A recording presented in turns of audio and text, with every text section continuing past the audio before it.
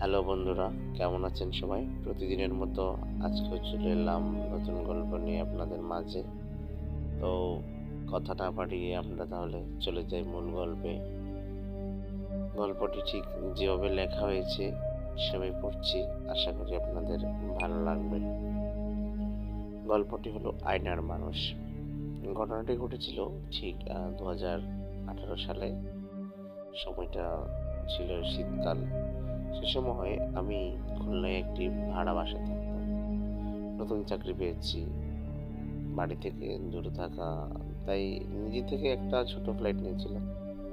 বাসাটি একটু পুরনো হলেও লোকেশনটা ভালো, ভাড়াও ছিল কম।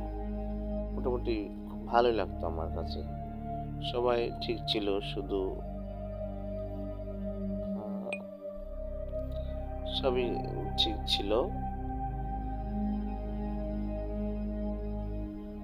শুধু একটা ব্যাপার ছাড়া বাথরুমের আয়নাটা ছিল অদ্ভুত রকম পুরনো, দাগ পড়া কাজ।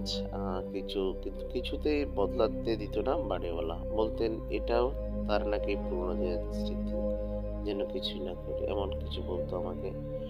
প্রথম কয়েকদিন সবই ঠিক ছিল, কিন্তু রাতের বেলায় আয়নার নিজের প্রতিবিম্ব দেখলেই আমার কেমন যেন অস্বস্তি লাগতো। একদিন রাতে টয়লেটে গিয়েছিলাম, হঠাৎ দেখি আয়নার সামনে পেছনে কেউ দাঁড়িয়ে ছিল।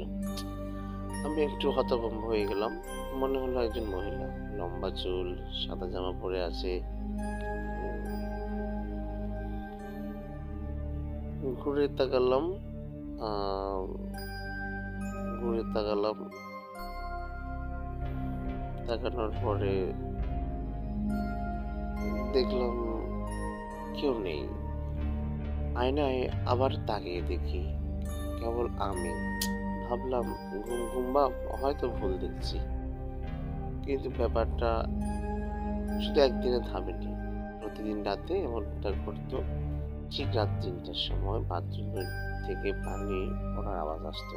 ট্যাপ বন্ধ হচ্ছে, টুক টুক টুক করে পানির শব্দ করতো। আমি প্রতিদিনই এরকম বিভিন্ন ধরনের কথা আমার মনে পড়তো, এবং আমি এটা নিয়ে খুব টেন্স থাকতাম। ধীরে ধীরে আমি আরো ভয় পেতে শুরু করলাম। কিন্তু কি করলাম, একদিন রাতে সাহস করে ক্যামেরা সেট করে রাখলাম বাথরুমের দিকে মুখ করে। যে পরদিন ভিডিও দেখতে গিয়ে শরীর ঠান্ডা হয়ে গেল। আয়নার সামনে দিয়ে সাদা কাপড় পরা একজন নারী হেঁটে যাচ্ছে, কিন্তু ঘরের দরজা জানালা সব ছিল বন্ধ। বাড়ির লোককে জিজ্ঞেস করলাম। তিনি একটু চুপ করে থেকে বললেন, 5 বছর আগে তার বোন নাকি এই বাথরুমে আত্মহত্যা করেছিল। আয়নাটা নাকি ওর খুব প্রিয় ছিল, সেজন্য তিনি সরান নাই।